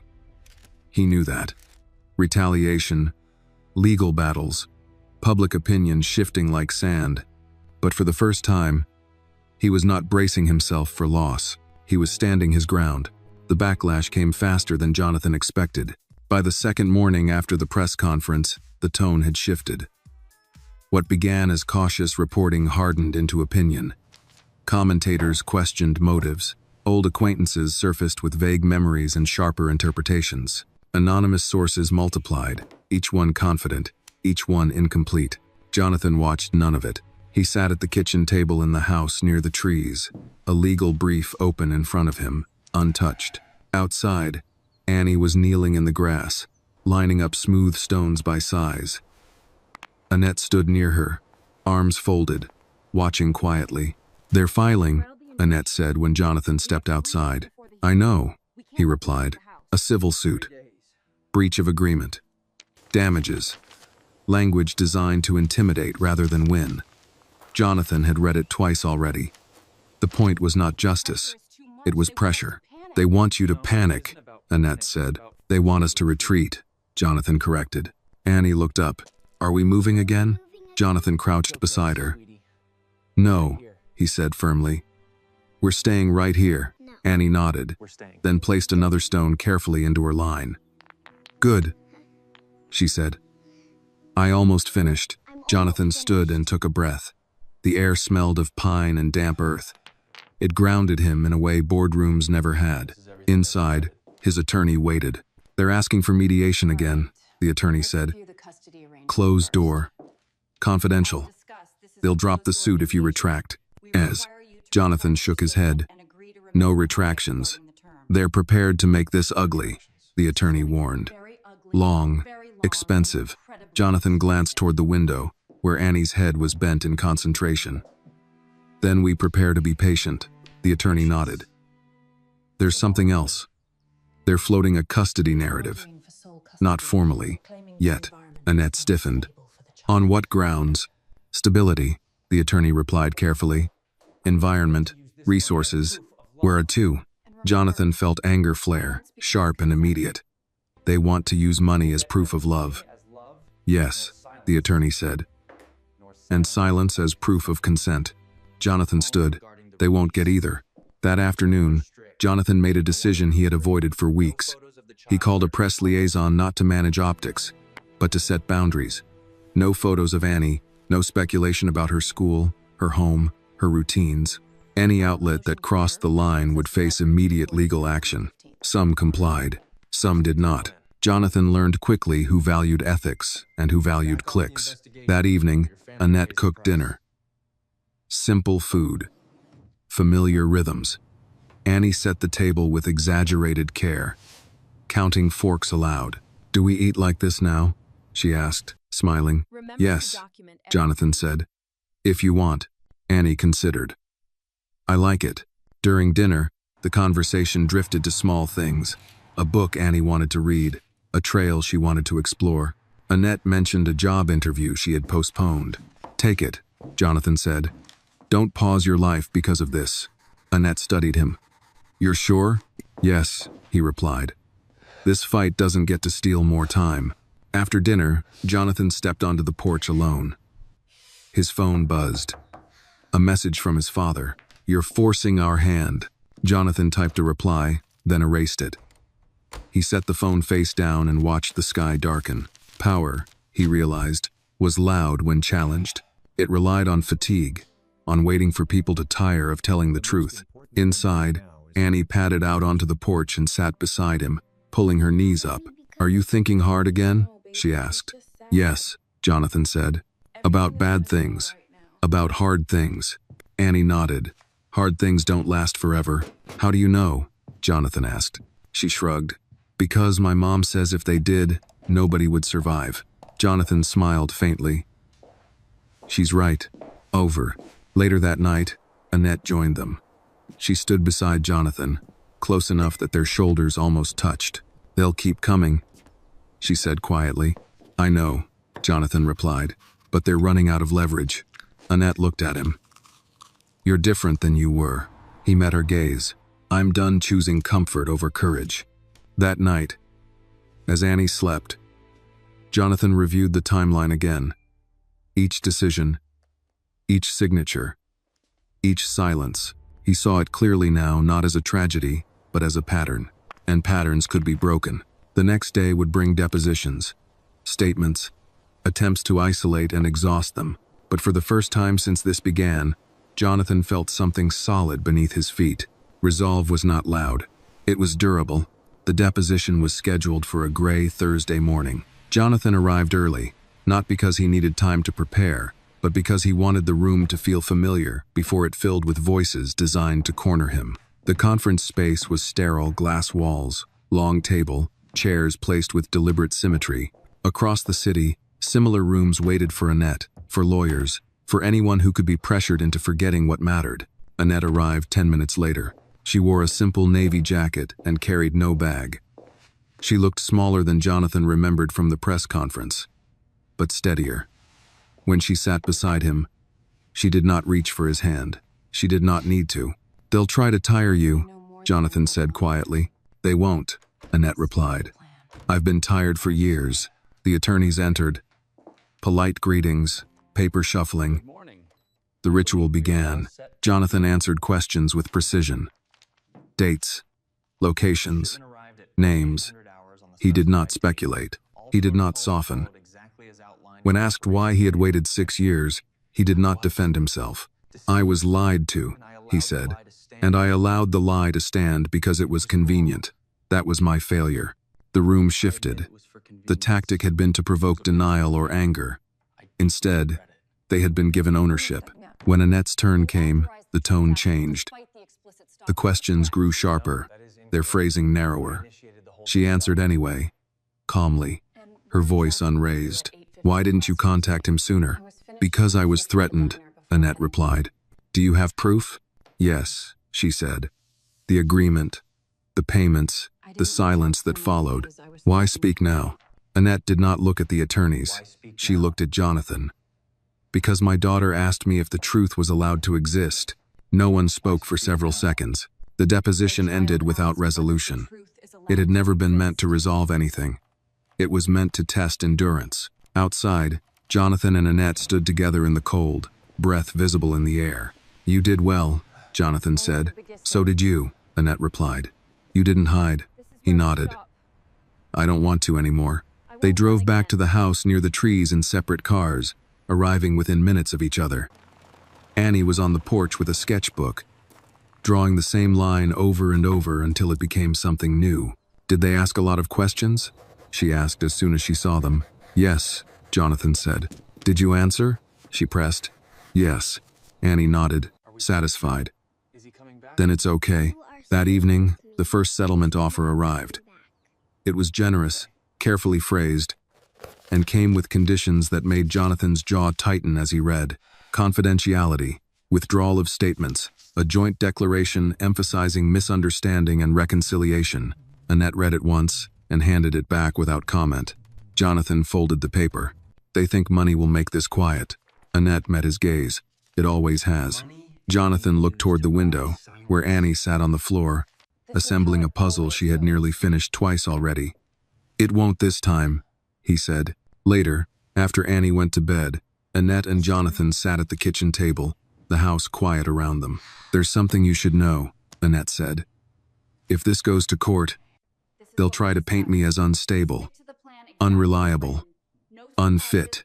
Jonathan nodded. They'll fail. They won't stop trying, Annette said. Even if it hurts her. Jonathan felt the familiar surge of anger, but he kept his voice even. I won't let them use Annie as leverage. Annette studied him. You're willing to put yourself in front of it.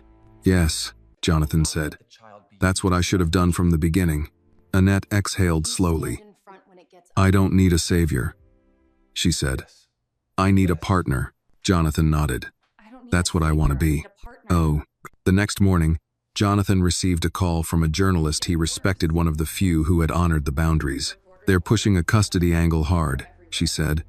It's not official yet, but it will be. Jonathan closed his eyes briefly. Thank you for telling me. When he hung up, he went straight to Annie's room.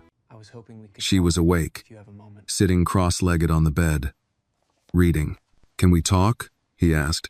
Annie closed the book and nodded. There might be people who say things about your mom, Jonathan said carefully. Unfair things. Annie frowned. Like lies? Yes, Jonathan said. Lies that sound serious. Annie thought for a moment. Do I have to listen to them? No, Jonathan replied. You don't. Good, Annie said. Because my mom tells the truth even when it's hard. Jonathan felt something settle in his chest. She does. That afternoon, Jonathan made another decision. He authorized his attorney to prepare for trial not as a threat, but as a commitment. The paperwork was heavy, the implications heavier.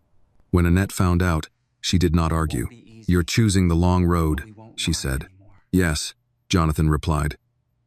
Because it's the only one that ends clean. That night, Annie asked a question she had been circling for days.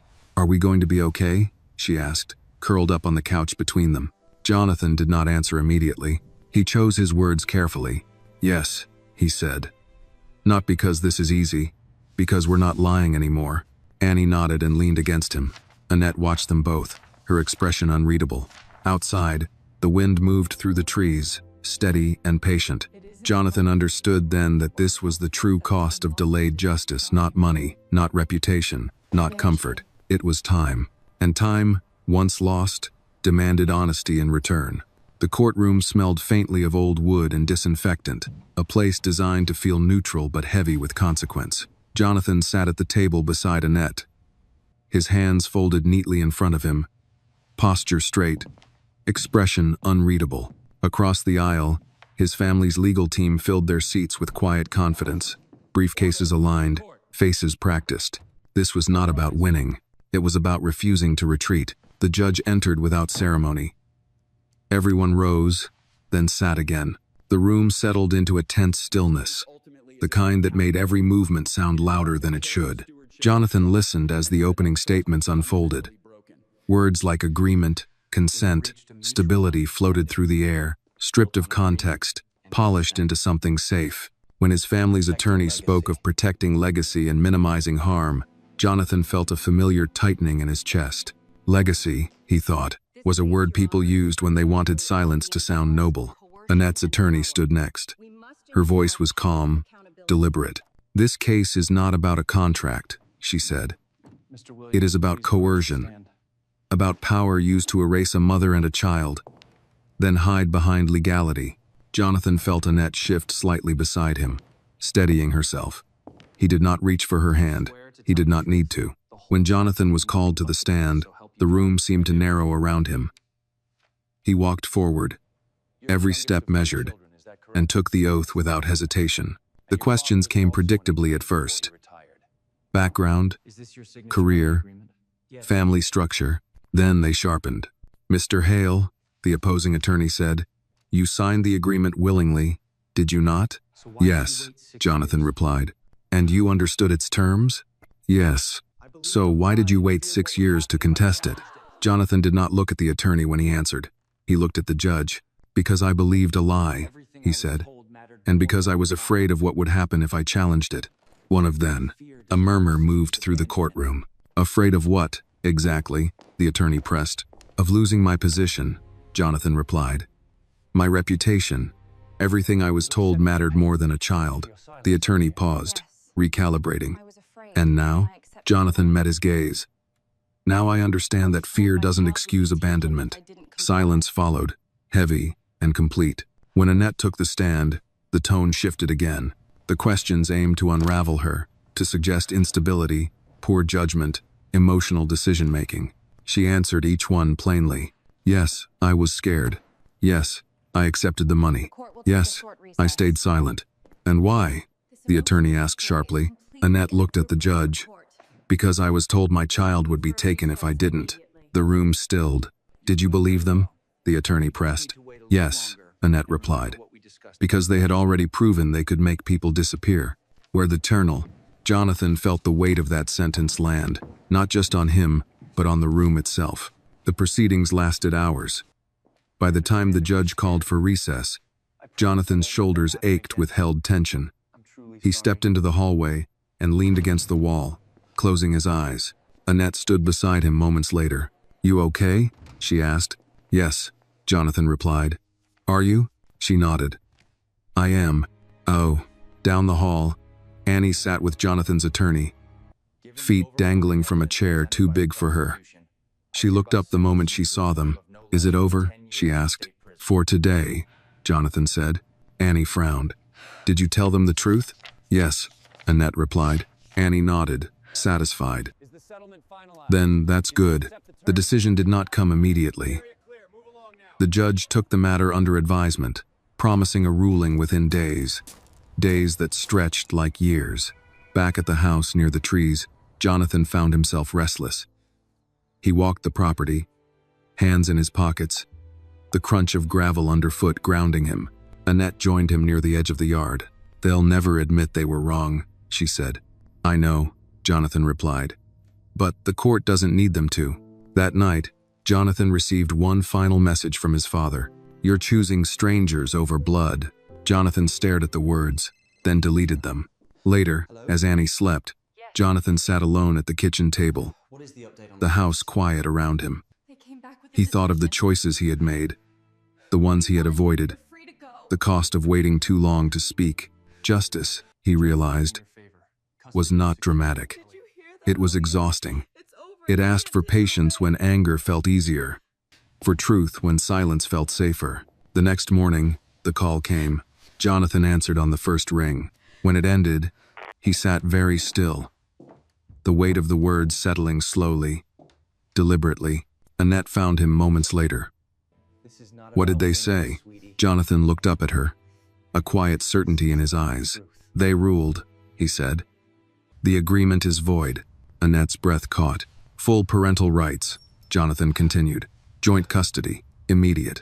For a moment, neither of them spoke. Then Annette covered her mouth, her shoulders shaking silently. Jonathan walked to Annie's room and knocked softly. She sat up immediately. Is it today? She asked. Yes, Jonathan said. Annie's eyes widened. Did we win? Jonathan knelt in front of her. No, he said gently. We told the truth. That's better. Annie smiled, small and sure.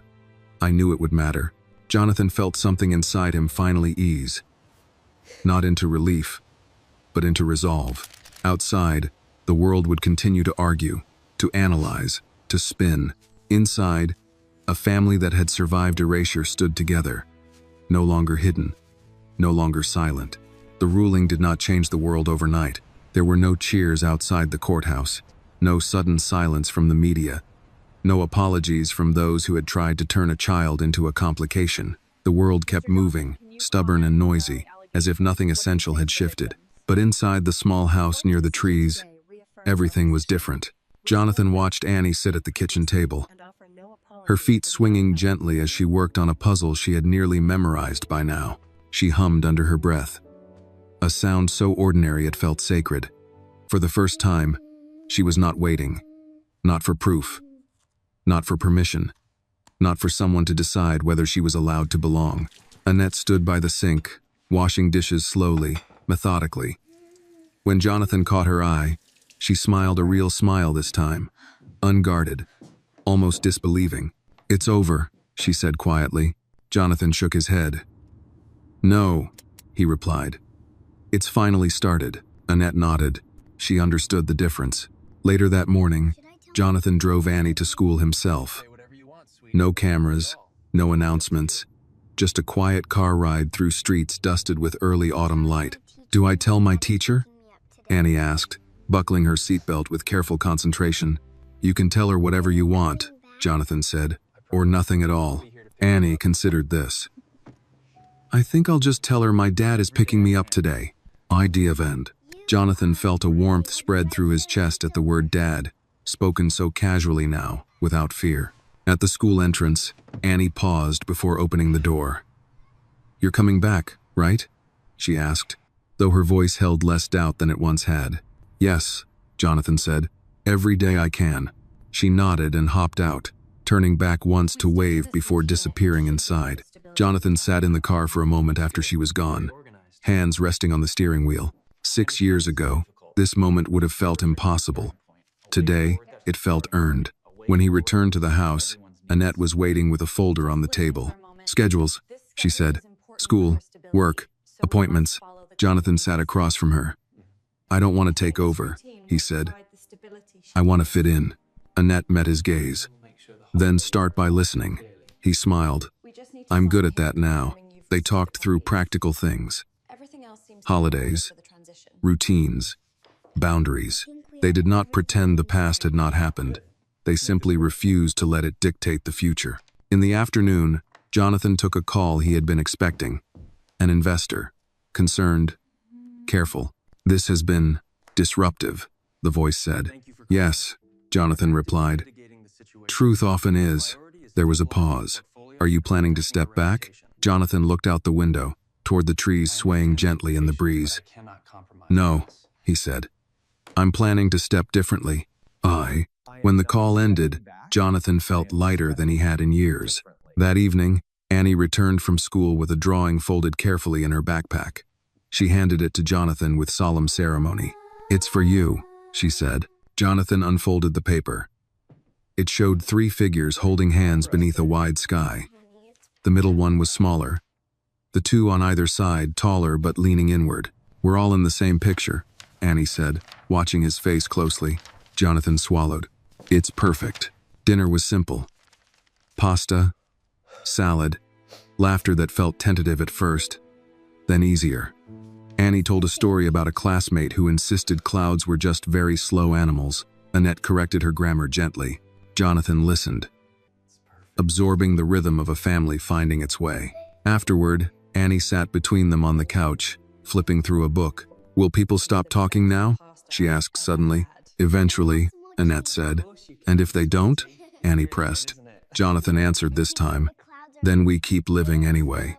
Annie nodded, satisfied. Later, after Annie went to bed, Jonathan stood alone on the porch. The night air was cool, the stars faint but steady. His phone buzzed with messages he no longer felt obligated to read. Annette joined him, wrapping a sweater around her shoulders. "Do you regret it?" she asked softly. Jonathan did not need to ask what she meant. "No," he said. "I regret waiting." She nodded. "Me too." They stood in silence for a moment. The past no longer a weight between them, just a shared understanding. Inside, Annie slept peacefully, her door slightly ajar, light spilling softly into the hallway. Jonathan glanced toward it instinctively, a habit already forming. "This is what justice looks like," Annette said quietly. Not loud, just real. Jonathan nodded. "And fragile." "Yes," she agreed. "That's why it needs care." As the night deepened, Jonathan felt something he had not allowed himself in a very long time. Not triumph, not relief, belonging. The story did not end with headlines. Weeks passed, then months. The noise softened, not because the truth had faded, but because it had settled into something undeniable. Scandal required uncertainty to survive. Once that was gone, the world moved on, always eager for the next distraction. Life, however, stayed. Jonathan learned the small rituals first. School drop-offs, lunches packed too carefully, the way Annie liked her toast slightly burned and her apple slices cut evenly. He learned that she hummed when she concentrated, that she grew quiet when she felt overwhelmed, that she needed time before answering hard questions. He learned how much he had missed. Annette returned to work on her own terms. Not out of necessity now, but dignity. Jonathan did not interfere, did not hover, did not try to rewrite her life with resources she had never asked for. Instead, he showed up when invited and stayed back when asked. It was harder than any courtroom battle. It mattered more. One afternoon, as autumn deepened and the leaves near the house turned amber and red, Annie came home from school with a question she had clearly been holding on to all day. "Why did they think they could take me away?" she asked, sitting at the kitchen table, her feet swinging. Jonathan did not rush his answer. "Because they believed power meant ownership," he said finally. "And because too many people let them believe that." Annie frowned. My mom says you're my father. "But I'm not a thing. Is that true? I'm mad." Yes, it is. "No," Jonathan said firmly. "You never were." She thought about this for a moment, then nodded. Okay, that was how Annie processed the world. She did not linger on cruelty. She acknowledged it, placed it where it belonged, and moved on. Jonathan admired that more than anything. The first time Annie called him Dad without hesitation, without testing the word in the air, it happened by accident. She had tripped while running through the yard and scraped her knee. He was beside her before the sound of her fall had fully registered. "Dad," she said, breathless. "It hurts." He held her carefully, pressing a clean cloth to her knee, his hands steady despite the quiet shock moving through him. The words settled into him then, permanent and unremarkable at the same time. Later, alone on the porch, Jonathan sat with the necklace in his palm. The thin silver chain had been repaired, polished just enough to hold together. He had considered putting it away somewhere safe. It feels Instead, simple. he clasped it gently around Annie's neck one evening. "It was always meant for you," he said. Annie touched it with careful fingers. "It's simple," she said. Jonathan smiled. "The best things usually are." Winter came quietly. Story. No reporters, no court dates, just snow on the trees and long evenings filled with books and conversation. Annette and Jonathan learned how to exist in the same space without resentment, without rewriting the past, without pretending it hadn't hurt. They did not rush toward labels or promises. They chose steadiness. One night, as Annie slept curled between them on the couch after a movie she barely finished, Annette spoke softly. "You know," she said, "there was a time I thought justice meant punishment." Jonathan nodded. "So did I." "And now?" she asked. Jonathan looked down at Annie's sleeping face, peaceful and unguarded. "Now I think it means presence." Annette smiled faintly. "That sounds right." Spring returned. Annie grew taller, louder, more curious. She no longer checked to see if Jonathan was still there when she entered a room. She assumed it. That trust, Jonathan learned, was both a gift and a responsibility. On the anniversary of the day Annie had stood on that stage and spoken the words that shattered everything, Jonathan took her back to the city. Not to the building, not to the cameras, to a park. They sat on a bench, watching children run and fall and get back up again. "Do you remember that day?" Jonathan asked. Annie nodded. "I was scared." "So was I," Jonathan said. Annie tilted her head. "But you listened." "Yes," Jonathan replied. "You taught me how." She smiled, satisfied. That evening, back at the house, Jonathan wrote one last letter, not to the press, not to his family, to himself. He wrote about fear disguised as responsibility, about silence dressed up as protection, about how easy it was to believe you were doing the right thing when you were really just avoiding the cost of doing better. He folded the letter and placed it in a drawer he rarely opened. Some lessons did not need revisiting. They needed remembering. As night fell, Jonathan stood at the window, watching the lights flicker on in the distance. Annie's laughter drifted down the hallway. Annette's voice followed, calm and warm. This was not the life he had planned. It was better. Justice had not arrived with force or spectacle. It had come quietly, carried by a child brave enough to speak and adults willing to stop hiding. Jonathan Hale had built an empire once. This time, he was building something smaller and far more lasting.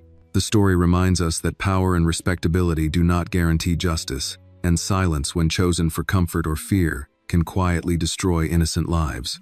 True responsibility is not proven by wealth, contracts, or public image, but by the courage to face the truth when it is inconvenient.